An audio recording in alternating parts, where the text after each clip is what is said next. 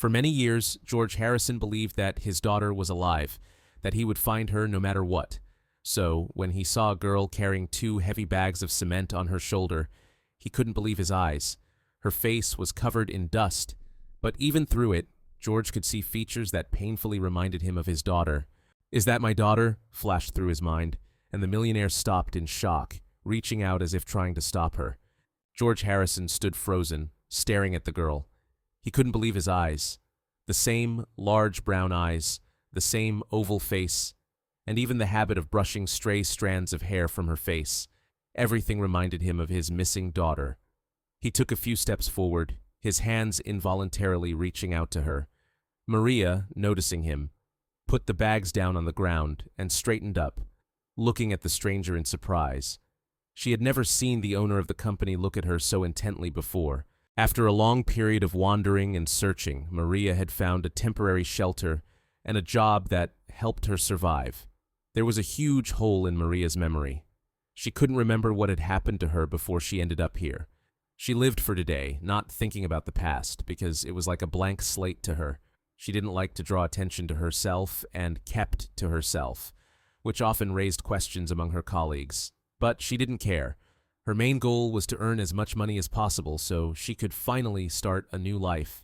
"Miss, could you tell me your name?" George's voice was hoarse as he tried to hide his excitement, but it was useless. Maria wiped her forehead with her palm and replied, "Maria, I just started working here." Her voice was as soft and gentle as Emily's. George's heart beat faster, and he felt a lump in his throat.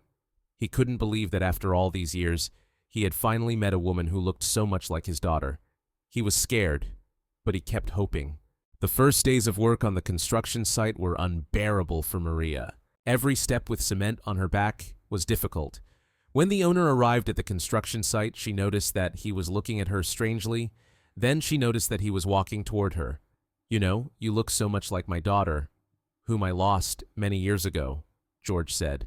Maria lowered her eyes and replied, "I'm sorry, but I don't know what you're talking about." She didn't want to talk about her life because she knew it might arouse suspicion. Seeing her reaction, George realized that she was hiding something. He decided not to give up and said, "Listen, I need to talk to you." Maria looked up at him and shook her head. "I'm not your daughter. I'm just a worker, and I don't have time to talk." George, realizing that she was trying to get away from him, said, "I'll give you money if you agree to talk to me." Maria couldn't help but laugh.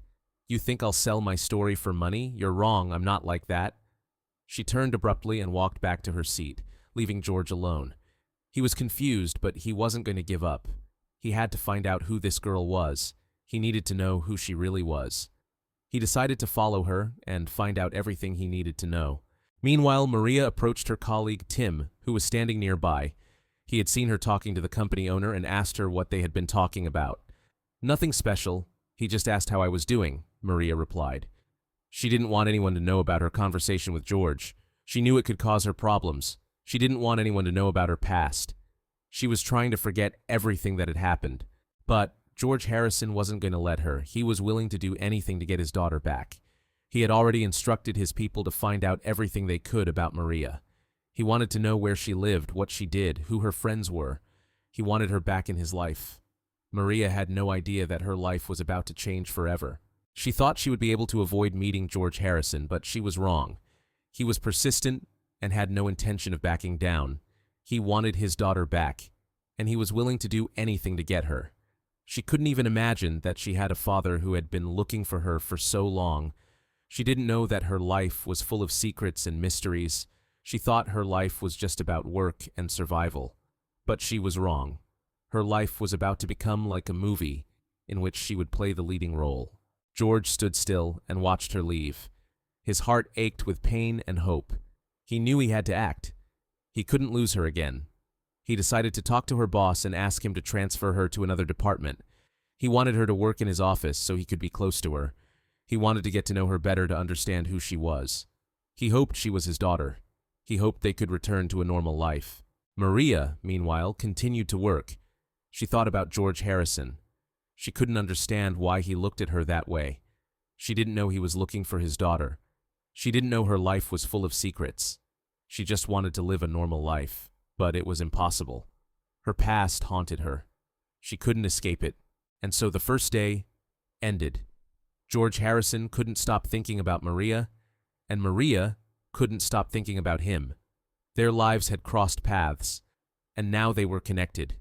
Neither of them knew what lay ahead, but they both felt that their lives would never be the same again.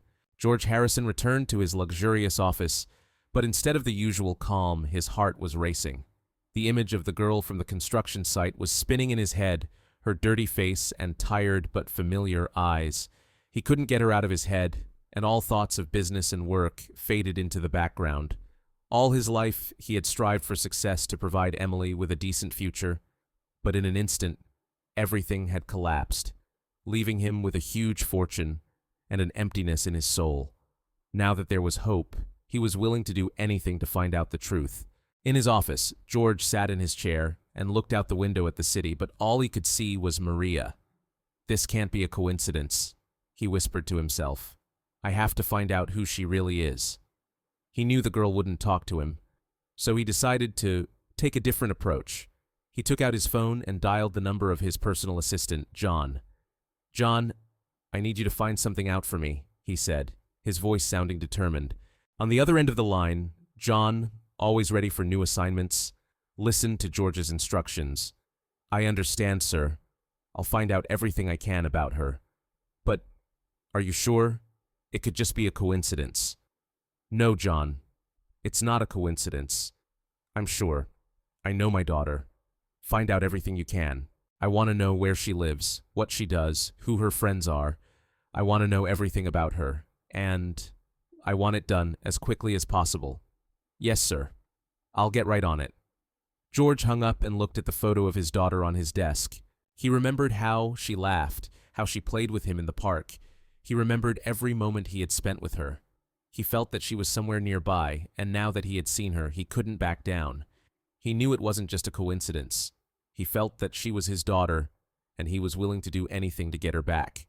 Meanwhile, Maria finished her workday. She was tired, but couldn't get the image of the man who had looked at her so intently out of her head. She didn't understand what he wanted from her. She just wanted to go home and rest. On her way, she ran into her colleague, Tim. "Are you still thinking about that man?" he asked. "Yes. I don't understand what he wants from me. He looked at me so strangely. He talked about some daughter," Maria replied. "Maybe you really do look like his daughter," Tim suggested. Maria just shook her head. "I don't know, but I don't want anything to do with him. I don't want anyone to know about my past. I just want to live a quiet life." She arrived home, where her friend Sophie was waiting for her. "Maria, where have you been?" "I was worried." "You look tired," Sophie said. "I've just been working a lot. Today was a hard day," Maria replied, not wanting to talk about what had happened. But Sophie could see that something was wrong. She sat down next to Maria and asked, "Maria, what happened? You can tell me." Maria couldn't hold back any longer and told her about her encounter with George Harrison. "He said I looked like his daughter. I don't know what he wanted from me." Sophie was surprised to hear this. "Maria, that's very strange. Maybe it really is your family? You don't remember anything about your past?" "I don't know, Sophie. I just want him to leave me alone. I don't want anyone to know about my past. I don't want anyone to know that I don't remember anything." Sophie hugged Maria and said, "Everything will be fine. I'm sure it's just a coincidence." But inside, she felt that it wasn't. She felt that this was the beginning of something new and inevitable. The next day, George Harrison came back to the construction site. He wanted to talk to Maria, but she avoided him. He could see that she was trying to stay away from him, but he wasn't going to give up. He went up to Tim and asked him where Maria was. "She went out for lunch," Tim replied. "Tell her I'm waiting for her at the entrance. I need to talk to her." Seeing how insistent George was, Tim agreed. He knew Maria wouldn't want to talk to him, but he couldn't refuse the owner of the company. Maria returned from lunch, and Tim told her that George Harrison was waiting for her. Maria was confused, but decided to go anyway. She approached George Harrison and asked, "What do you want from me?" "I need to talk to you," George replied. "I already told you I don't want to talk to you." "I know, but I can't back down. I'm sure you're my daughter." Maria heard this, looked at him and said, "I'm not your daughter. Stop following me. I need to work. Please leave me alone." She turned and walked away, but George grabbed her arm. "Maria, please, just listen to me. I'm willing to help you. I'll give you anything you want. I just want you to come home." Maria pulled her arm away and said, "I don't know what you're talking about. I don't know who you are. Let me go." She was frightened, and George realized he was going too far. He let her go and said, "All right, but I want you to know that I won't leave you alone." He turned and walked away, leaving Maria standing there, confused. She didn't know why this man was harassing her. That evening, George Harrison received his first report from John. It contained everything he wanted to know about Maria. He found out where she lived and who she hung out with. He learned that she had no family, and that she lived with her friend Sophie. He learned that she had a scar on her left arm that she was hiding. He remembered that his daughter Emily had the same scar. It was further proof that confirmed his suspicions. He decided not to act directly. He decided to watch her and wait until she approached him. He knew that sooner or later she would realize that he hadn't just appeared in her life for no reason. He knew that she would understand that he was her father. He hoped that she would remember everything that had happened to her. He hoped that they could return to a normal life. Maria, meanwhile, sat at home thinking about George. She couldn't understand what he wanted from her, why he looked at her that way, and why he was so persistent. She felt that he was hiding something, that he knew more about her than she knew about herself. She didn't know that her life was about to change forever. Sophie, seeing her condition, asked, "Maria, are you okay?" "Yes, just tired," Maria replied. Sophie, realizing that she didn't want to talk, said, "Okay, I'll make you dinner. You need to eat." Maria, grateful for the concern, smiled. She knew that Sophie was her only support. She knew she could trust her. The next day, Maria came to work feeling out of sorts. Ever since she had encountered George Harrison, her life had not been the same. She felt like she was being followed. She felt like someone was watching her every move. She couldn't concentrate on her work, and it was making her irritable. Tim noticed her state and came over to ask, "What's wrong? You look pale." "Nothing, I just didn't get enough sleep," Maria replied, not wanting him to know about her problems. But Tim was her friend, and he knew she was hiding something. He didn't press her, but said, "If you need help, I'm here. You can always count on me." Maria, grateful for his concern, smiled. At that moment, George Harrison arrived at the construction site again. He wanted to talk to Maria, but she avoided him again. He could see that she was trying to stay away from him, but he wasn't going to give up. He approached her boss, whose name was Steve, and said, "I need to talk to Maria. It's very important." Steve, seeing how persistent George was, agreed. He called Maria over and said, "Maria, the owner of the company wants to talk to you." Maria froze when she heard this. She didn't want to talk to him, but she couldn't refuse her boss. She approached George and he said to her, "Maria, I need you to come with me. I want you to undergo a medical examination. I want you to see that I am telling the truth." Maria was shocked to hear this. "I'm not going with you. I don't know who you are. I don't trust you." "Maria, please, it will only take a few hours. I just want you to get tested. I want you to know the truth." Maria looked at him and said, "Okay, I'll go, but only because I want you to leave me alone." George smiled when he heard this. He knew she would agree. He knew she wanted to know the truth. They drove to the hospital, and George said to her, "I want you to take a DNA test. I want you to see that I'm telling the truth." Maria was shocked when she heard this. She couldn't believe this man was so serious. She couldn't believe he was so persistent. She agreed to take the test, and they gave blood samples. After that, they returned to the construction site, and George said to her, "The results will be in a few days. I'll call you as soon as they're ready." Maria nodded and left. She couldn't believe she had done it. Several days passed. Maria lived in suspense, every phone call making her jump. She tried to distract herself by working even harder, but thoughts of George Harrison and what he had said to her wouldn't leave her alone. She couldn't believe that she could be the daughter of a millionaire. George, meanwhile, was eagerly awaiting the results. He couldn't think of anything but Maria. He was sure she was his daughter, and he was willing to do anything to prove it. He was ready to give her everything she wanted. He was ready to make up for all the years they had spent apart. Finally, John called him. "Sir, the results are in. I've sent them to you by email." George couldn't contain himself and pressed the button to open the file. His hands were shaking as he opened it.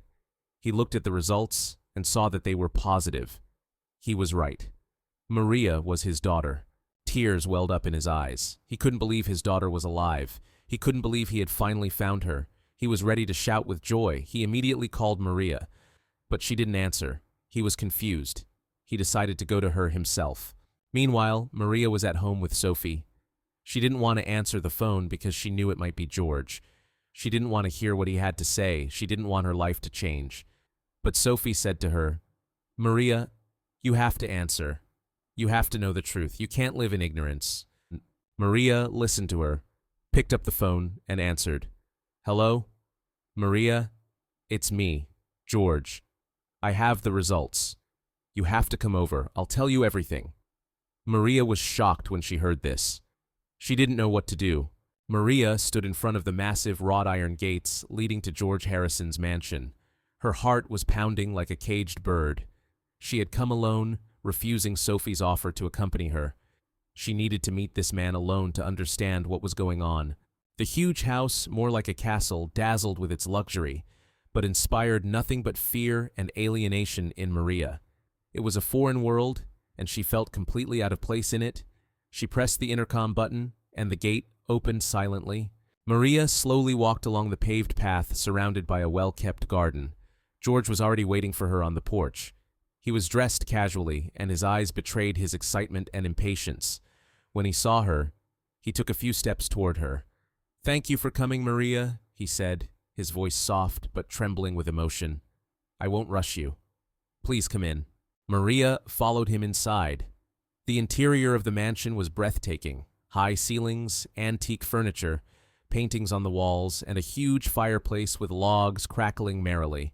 It was all so far removed from her usual life that Maria felt as if she had stepped into someone else's dream.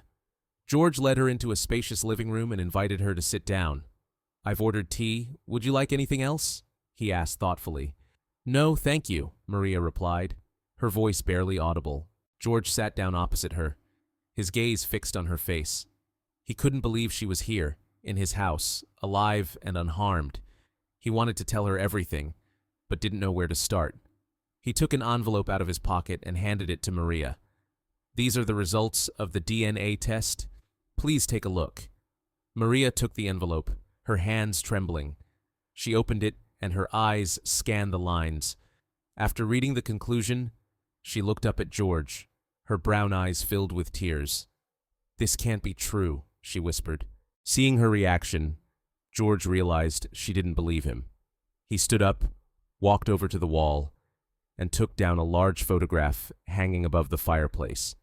It was a picture of his family, him, his wife, and a little girl with brown eyes just like Maria's. "This is Emily, my daughter. You look just like her." Maria looked at the photograph, and her heart beat even faster. She could see that she really did look very much like the girl in the photograph. "I don't know what happened. We searched for you for many years, but we never found you. I never gave up hope. I felt that you were alive. And now," his voice broke, and he wiped away a tear. "Now you're here, my daughter." Maria didn't know what to say. She was in shock. George sat down next to her and took her hand. "Maria, I know this is very difficult, but I want you to know that I love you. I'll do everything I can to give you back what you've lost. I'll help you remember everything." Hearing this, Maria couldn't hold back her tears. George hugged her, and she felt a warmth she had never felt before. She felt safe. They sat there for a long time without saying a word. George just held her, and Maria cried. She cried with joy, with fear, with relief. She cried because her life finally had meaning. She cried because she had found her family. George, sensing that she had calmed down, stepped back and said, "I know you don't remember anything, but I'll tell you everything. I'll tell you about your mother. I'll tell you about your childhood. I'll tell you what happened. I'll tell you how you disappeared." Maria wiped her tears and nodded. Maria nodded, but inside she was trembling with fear. She sat in a huge armchair opposite her father, as it turned out, and waited. She waited for him to begin telling the story that might fill the void in her soul, but could also shatter it into tiny pieces. It was already getting dark outside, and the city lights, like scattered jewels, twinkled faintly in the distance, creating an atmosphere of comfort that Maria did not feel. George took a deep breath and began his story. Your mother, Evelyn, was the most amazing woman I ever met. We met at university and fell in love at first sight. We were so young and carefree, dreaming of a big house, traveling, and having children. You were born 2 years after our wedding, and you were our miracle, our treasure. He paused and his eyes filled with tenderness as he looked at Maria. You were a very cheerful and curious child. You loved to play in the garden, hide behind the rose bushes, and run barefoot on the wet grass. Evelyn always said that there was so much fire in your eyes that you would grow up to be strong and independent. George paused for a moment, his face darkening. But then, everything changed. We started receiving threats. We didn't understand who was doing it or why, but the letters and phone calls became more and more insistent. I hired security, but it didn't help. Then, one terrible day, you disappeared. You were kidnapped right from our home. It was unbearable. I searched the entire city, hired the best detectives, but they couldn't find a single clue. Several years passed, and I lost hope. I lost you, and then I lost Evelyn, who never got over the pain. Maria listened to him, unable to take her eyes off him. She heard a story that sounded like a movie script, but she felt that everything he was saying was true. Who was it? She asked quietly, her voice trembling with excitement. We don't know. I suspected several of my competitors, but none of them confessed. We never managed to find the culprits. I thought they were demanding a ransom, but no one ever got in touch. At that moment, the doorbell rang. George started and went to open it. Standing on the doorstep was Sophie, Maria's friend. I'm sorry, Mr. Harrison, I know this is rude, but Maria hasn't answered her phone, and I was very worried, she said, her voice sounding sincere. It's all right, Sophie, George replied. I'm glad you came. Come in. Sophie entered and saw Maria sitting in the chair and immediately realized that something had happened. Maria, are you all right? She asked. I don't know, Sophie, Maria replied, her eyes filling with tears. I think I found my father. Hearing this, Sophie hugged Maria, and both girls began to cry. George looked at them, and his heart was filled with warmth. He was happy that Maria was not alone. He sat down next to them and said, Sophie, I know this is very difficult, but I want you to know that I will do everything I can to give my daughter a normal life back. I will help her remember everything. I'll do everything to make her happy. Sophie looked at him and nodded. She could see that he was telling the truth. She could see that he really loved Maria. The next few days passed in an atmosphere that Maria could only describe as surreal. She stayed at Harrison's mansion. George insisted on it, and Maria, feeling completely lost, couldn't refuse him. The huge house, full of unfamiliar luxury, still felt foreign to her, but George's presence and Sophie's occasional visits helped her cope. Every day, George showed her old photographs and told her stories from her childhood. He showed her videos of little Emily laughing carefree, playing with the dog, and riding on the swing. Maria eagerly absorbed every detail, trying to find something in these memories that would resonate with her, but the emptiness in her memory remained. She saw a cute girl in the photos and videos who looked so much like her, but she felt no connection. It was like watching a movie about someone else. Sometimes she caught herself thinking that she didn't want to remember. She had her own life, albeit a difficult one, but it was familiar and understandable. But George was so persistent, so full of hope, that she couldn't just walk away. One evening, as they sat in the living room by the fireplace, George told her about his old friend Richard, who worked for the police and was helping him with the search. He never gave up. He was the only one who believed you would be found alive. I think you should meet him. Maybe he can shed some light on what happened. Maria thought about it and agreed. She felt she had to know the whole truth. The next day, George and Maria arrived at the police station. Richard, a tall, strong man in his 50s, greeted them with a smile, but his eyes showed signs of fatigue. He shook George's hand and, looking at Maria, said, George was right. You are so much like your mother. Maria smiled, embarrassed. They sat down in Richard's office, and he took out an old folder. I've kept this file for many years. I never closed it because I knew that sooner or later the truth would come out. He opened the folder and began to tell her what had happened that day. He told her that Emily had been kidnapped, but there were no traces, no clues. The only thing they had found was a small doll that Emily always carried with her. We found it in the woods, not far from your house. It was the only thing we found. Maria heard this and felt her heart sink. She didn't know why, but that doll meant something to her. She couldn't explain what, but she felt it was very important. She looked at Richard and asked, "Where is the doll?" "I have it. I keep it in a safe. I knew that one day you would come back, and I would give it back to you." After talking to Richard, Maria felt even more lost.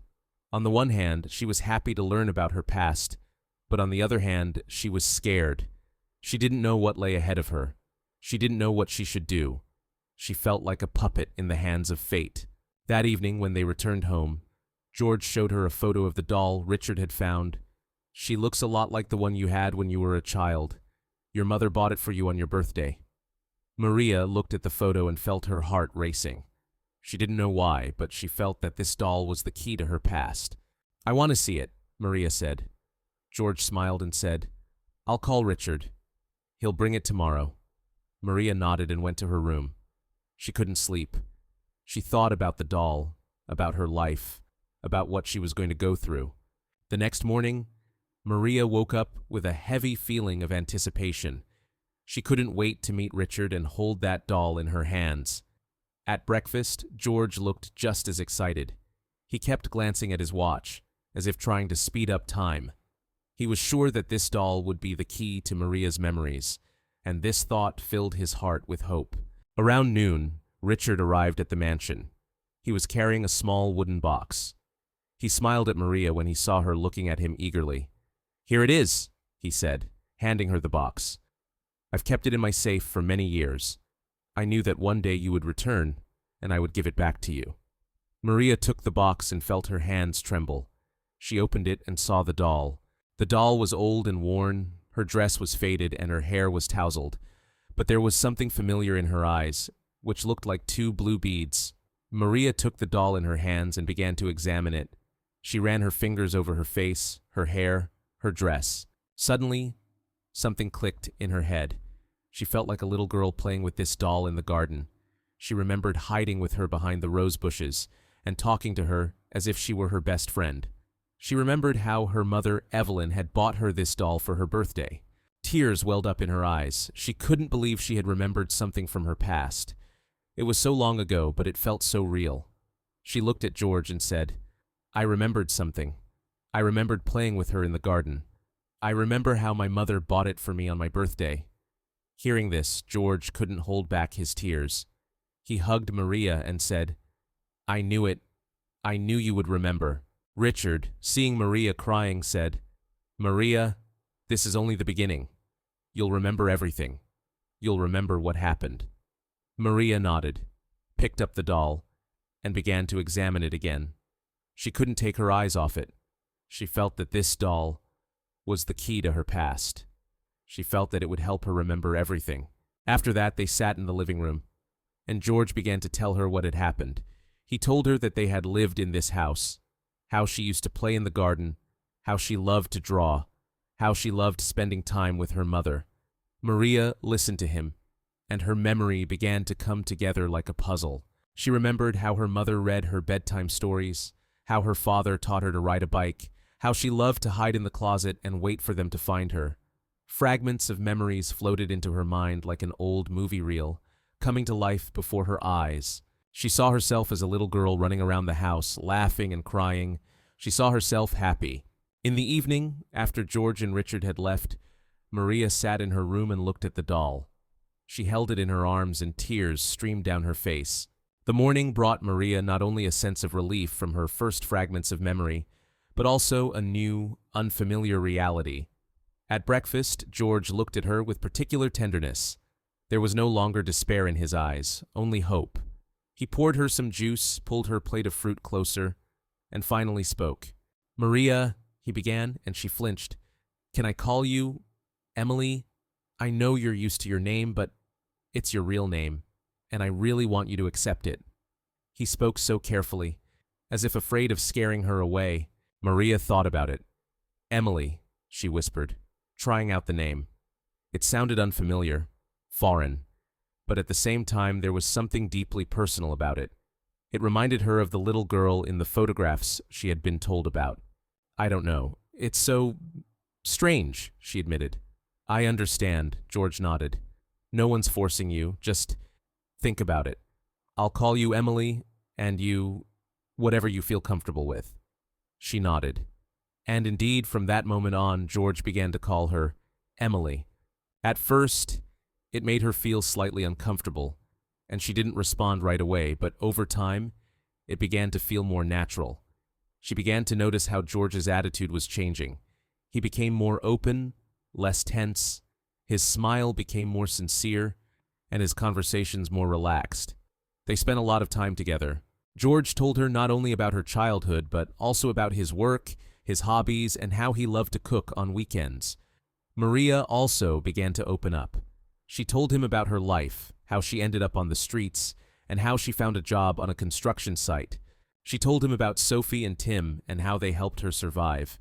She talked about her dream of a little house by the sea where she could live peacefully and not worry about anything. George listened to her intently, his eyes filled with pride and pain at the same time. Pride that his daughter, despite all the difficulties, had survived and not broken down. Pain that she had to go through all that. One evening, as they sat in the living room, Maria saw an old book on the table. It was a sketchbook, and the cover said, "Emily." She opened it and saw her childhood drawings. The drawings were simple, but they were full of life and joy. She remembered how much she loved to draw. Images of pencils, paints, and the smell of paper flooded her memory. She felt her heart fill with warmth. George, noticing that she was holding the album, smiled. "This is your favorite book. You always carried it with you. You loved to draw so much. I knew you would remember." Maria, without taking her eyes off the drawings, said, "Yes, I remember how much I loved to draw." It was her first memory that wasn't connected to George, and it was so important to her. They spent the entire evening looking through the album. George told her stories about each drawing. He told her how she had drawn him with huge ears, and how he had laughed about it. He told her how she had drawn her mother in a beautiful dress, and how her mother had cried with happiness. Maria listened to him, and her heart filled with warmth. She felt that she had found her family, that she had found her place in the world. Finally, Maria looked up at George and said, "I think I'm ready." "Ready for what?" he asked. "Ready to be Emily." When George heard this, he couldn't hold back his tears. He hugged her and said, "Welcome home, my girl. Welcome home, Emily." Emily's life in the mansion gradually became more familiar. She learned her way around its endless corridors, stopped flinching at every noise, and even found a few favorite places where she could sit quietly with a book or her sketchbook. She began to rediscover herself, her lost identity, and George was a great help to her in this. He watched tenderly as she relearned the world that had once been hers, and rejoiced in her every small step. One evening after dinner, as they sat in the living room, George cautiously broached a delicate subject. "Emily, I've been thinking a lot about what happened, and I think we need to try something else." Emily looked up at him, her eyes full of questions. "I want you to meet someone. He's a very good hypnosis and regression specialist. He can help you remember what happened. Maybe he can shed some light on how you disappeared, and how you ended up where I found you." Hearing this, Emily felt her insides tighten. She didn't want to remember. She was scared. Scared that she would see something terrible. Scared that she would feel the pain again. She shook her head and said, "I don't want to. I'm afraid I'll see something I can't live with." George, understanding her fear, took her hand. "I know, my girl. I know you're scared. But you have to do this. We have to find out the truth. We have to find the person who did this. We have to get back what was taken from us." He spoke so sincerely, so insistently that Emily couldn't refuse him. She felt it was her duty. Her duty to George, to her mother, to herself. "All right," she said. "I'll go. But I want you to come with me. "I will, Emily. I'll be right there." "Always," George replied, tears welling up in his eyes. He was so glad she had agreed. He was sure it would help her. He was sure it would help them both. The next day, they went to the clinic, where the hypnotherapist, Dr. Adams, worked. He was an old, wise man with kind eyes. He greeted them with a smile and said, "Hello, Mr. Harrison. I am ready to help you, but I want you to know that I cannot guarantee the outcome. It all depends on Emily." They entered the office, and Emily sat down in a comfortable chair. Dr. Adams began to speak in a soft, calm voice, and Emily felt her body relax. Her eyelids grew heavy, and she closed her eyes. She heard his voice leading her into the past. She saw herself as a little girl playing in the garden. She saw her mother reading her bedtime stories. She saw her father teaching her to ride a bike. And then, everything changed. The sun disappeared, and darkness fell. She felt someone grab her arm. She heard her mother scream. She felt herself being carried away. She cried and screamed, but no one heard her. All she could see was the dark figure of a man holding her. She couldn't make out his face. She couldn't see his eyes. She couldn't see anything but his dark silhouette. Suddenly, she felt a sharp blow to her head, and then complete darkness. She couldn't remember anything. She couldn't remember how she got to where she was found. She couldn't remember what happened next. She just woke up in the dark. Emily opened her eyes abruptly. She was sitting in a chair, and George was standing in front of her. He was holding her hand and looking at her with concern. "Emily, what did you see? What happened?" he asked. "I saw a man. He was in the dark. I didn't see his face. He hit me on the head. And then everything went dark," she replied, her voice trembling with fear. Hearing this, George hugged her. "Don't worry, my girl. We'll find him. We'll find the person who did this." The week following the first hypnosis session passed in a fog for Emily. She had nightmares in which she saw the dark figure of a man again and heard her mother's scream. George was there, supporting her, trying to distract her, but fear had taken root in her soul. Despite this, she felt she had to continue. She had to find out who this man was and what had happened next. She wanted her life back. George made another appointment with Dr. Adams. This time, Emily was better prepared. She knew what to expect and was prepared for the worst.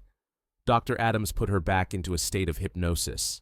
She saw herself again as a little girl playing in the garden. She saw her mother reading her bedtime stories. She saw her father teaching her to ride a bike. And then everything changed again. The sun disappeared and darkness fell. She felt someone grab her arm. She heard her mother scream. She felt herself being carried away. She cried and screamed, but no one heard her. All she could see was the dark figure of a man holding her. He said something, but she couldn't make out the words. Then she felt a sharp blow to her head. And then, complete darkness.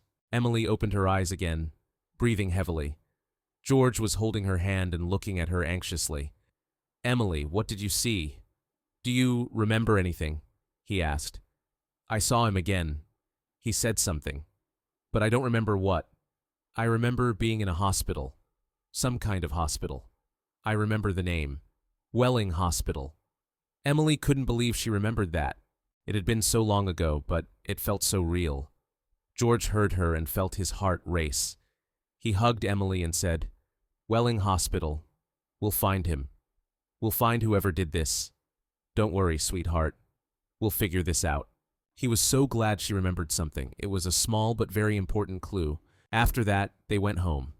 Emily felt tired, but at the same time she felt relieved. She knew she had to keep going. She knew she had to find out the truth. She knew she had to find the person who did this. That evening, George called John, his personal assistant. "John, I need you to find out something for me. I need all the information about Welling Hospital. I need to know who the chief physician was. I need to know everything you can find." John understood that this was a very important task. "I understand, sir. I'll get right on it." Meanwhile, Emily sat in her room thinking about what she had remembered. "Welling Hospital," she whispered. She didn't know what it meant, but she felt it was very important. After the hypnosis session, Emily felt both exhausted and determined. She knew she had her first clue, and she wasn't going to let it slip away. When she returned to the mansion, she immediately went to her study, where there was a large computer. She wanted to find out as much as she could about Welling Hospital before George could do anything. She felt she had to take action herself, if only to feel that she was in control of the situation. She sat down at her desk and quickly typed the name of the hospital into a search engine. A few seconds later, the results appeared on the screen. Welling Hospital was a private clinic located in a neighboring town, about 2 hours away. The website said that the clinic specialized in the treatment of mental disorders and rehabilitation. A chill ran down Emily's spine. Had she been held in a psychiatric clinic? The thought was terrifying. She continued to study the information, trying to find anything that might be related to her past. She found a list of employees who had worked at the clinic 10 years ago. She looked closely at each photo, trying to find a single familiar face. But there was nothing. All the faces were unfamiliar to her. She felt lost, but she didn't give up. She knew she had to keep going. At that moment, George entered the office. He was holding a cup of tea and looked very preoccupied. "What are you doing?" he asked. "I'm looking for information about Welling Hospital," Emily replied without looking up from the screen. "I need to know what kind of place it is." George sat down next to her and said, "I already called John. He'll take care of it. You don't need to do anything. I'll take care of everything." Emily turned to him and said, "No, I have to do this. I have to find out the truth. It's my life. It's my past." Seeing her determination, George realized it was useless to argue. He sighed and said, "All right, but you're not going there alone. I can't let you take any risks. I'll call Richard. He'll go with you." Emily thought about it and agreed. She knew Richard was her friend and she could trust him. She knew she would be safe with him. Early the next morning, they set off for Welling Hospital. Richard was driving, and Emily sat next to him, nervously clenching her hands. She didn't know what to expect, but she was ready for anything. She was ready to face her past. 2 hours later, they arrived at Welling Hospital. It was an old, gloomy building surrounded by a high fence. Emily felt a chill run down her spine. She felt like she was in a horror movie. She got out of the car and walked toward the entrance. Richard followed her, his hand resting on her shoulder to calm her. They entered the building and were greeted by a nurse. Richard showed his ID and said, "We're here to get information about a patient who was treated here." The nurse looked at them and said, "I need to talk to the head doctor. Please wait." They sat down on a sofa and waited. Emily looked around, trying to remember something, but her memory was blank, giving her no clues. A few minutes later, a man approached them. It was the head doctor, Dr. Smith. He was a tall, thin man with gray hair and a stern face. He looked at them and said, "Hello, I'm Dr. Smith. How can I help you?" Richard introduced himself and told him why they had come.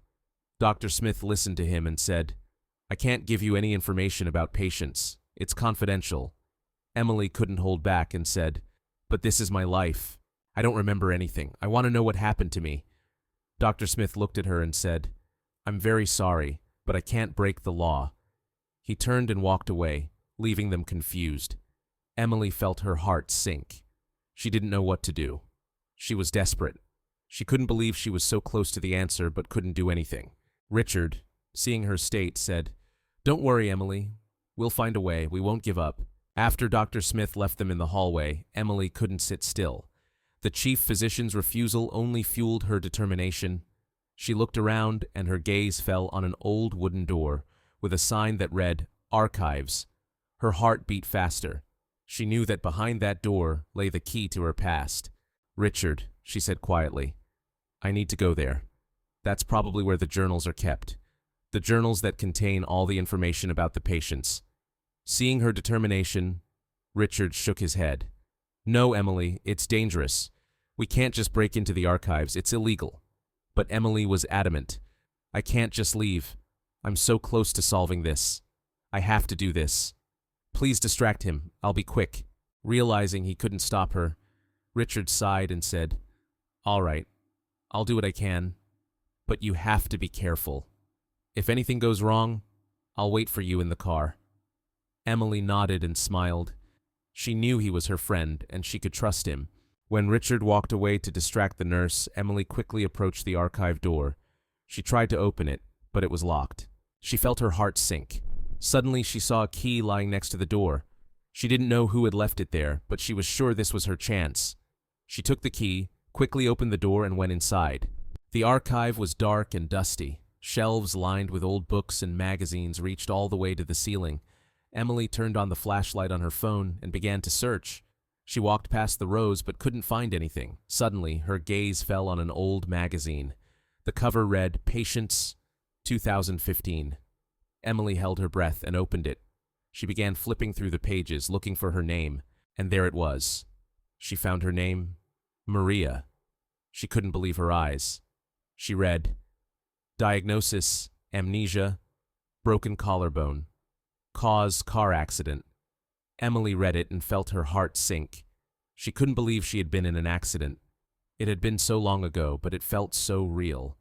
She felt that this wasn't the whole truth. She felt that something was being hidden from her. She continued reading and saw a list of visitors.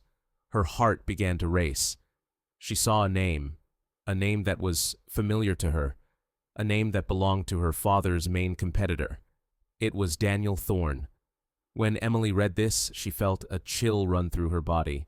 She couldn't believe he was involved in this. She quickly took a photo of the page and exited the archive. She was in shock. She couldn't believe she had found the truth. She couldn't believe she had found the person who had done it. She couldn't believe it was Daniel Thorne. She went outside and saw Richard. He looked at her with concern. Emily, what happened?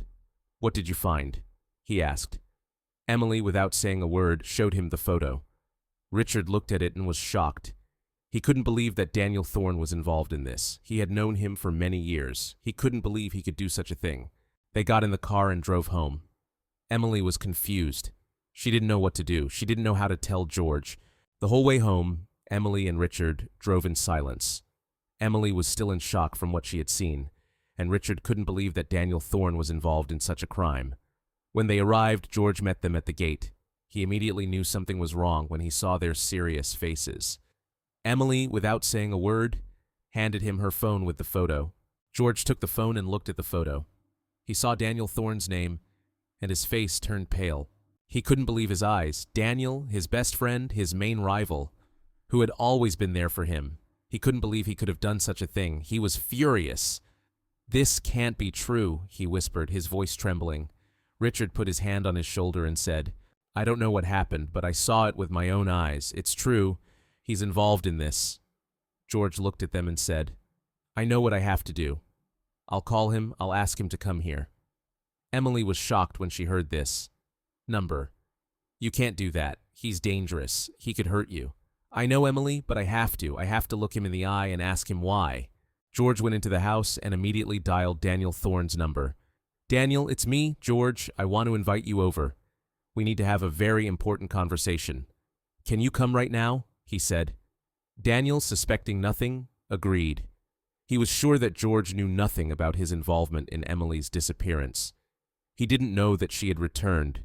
He thought he had gotten rid of her. An hour later, Daniel Thorne arrived at the mansion. He entered the house and was greeted by George. "Daniel, I'm glad to see you," said George, his voice cold, but trying not to betray his emotions. "Come into the living room. We need to talk." Daniel, suspecting nothing, smiled and went into the living room. He sat down in an armchair and looked at George. "What's wrong, George? You look pale." At that moment, Emily entered the living room. She was wearing an elegant dress, her hair was beautifully styled. She looked just like she did in the childhood photos. Seeing her, Daniel Thorne was speechless. He couldn't believe his eyes. He thought she was dead. "Daniel, I want you to see someone," George said, his voice firm. "This is my daughter, Emily." Daniel couldn't say anything. He looked at Emily, and his eyes were full of fear. At that moment, Richard entered the living room. He was in uniform.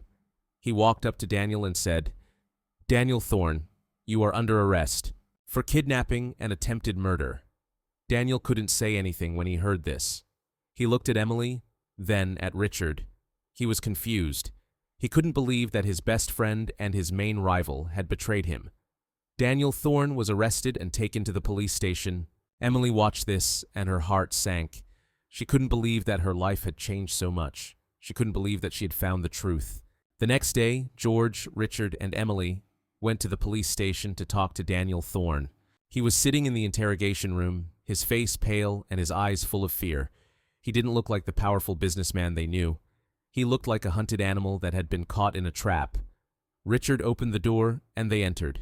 Daniel saw them and lowered his eyes. He couldn't look them in the face. He couldn't look Emily in the eyes. He couldn't look George in the eyes, the man he had betrayed.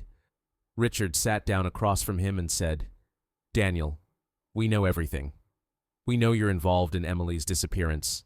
Tell us why you did it." Daniel looked up at George and said, "I just wanted to scare you, George. I wanted you to realize that you're not all-powerful. I wanted you to realize that you have weaknesses too. I wanted you to leave the business. I didn't want to hurt your daughter. I didn't want it to turn out this way. I just wanted you to understand that you can't always be number one." He paused, and his eyes filled with tears. "When I realized that everything had gone wrong, I didn't know what to do. I was desperate. I wanted her back, but I couldn't get her back. I was afraid you would find out it was me. I bribed the hospital staff, and they registered her as Maria. The doctors said she would probably never remember anything. I thought it would be better that way. I thought she would be safe." He looked at Emily and said, "I'm so sorry, Emily. I didn't want this to happen. I didn't want to hurt you. I came to see you every day. I watched you while you slept. I regretted what I had done. I couldn't live with the guilt. I couldn't live with the lie." Emily listened to him, and her heart ached with pain. She couldn't believe he had done this to her. But at the same time, she felt that he was telling the truth.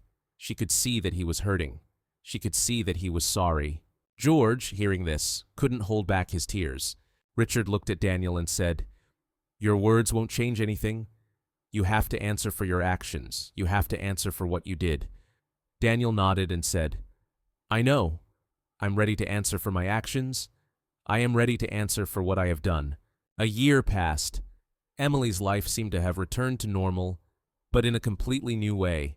She was no longer Maria surviving on a construction site, but Emily Harrison, who, despite the hardships she had endured, had found her family and herself.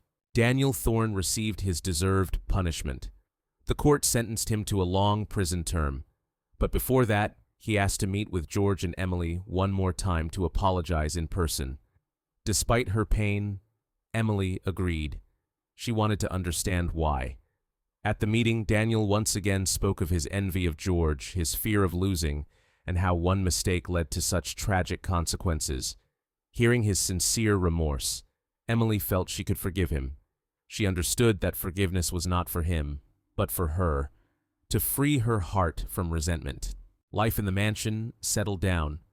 Emily and George spent a lot of time together. They talked a lot, walked in the garden, and cooked dinner. Emily gradually became involved in her father's business, showing incredible management skills. She realized that she had a talent, not only for painting but also for business.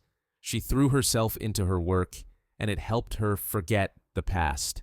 She started working on a new project that was to be her first big step in the business world.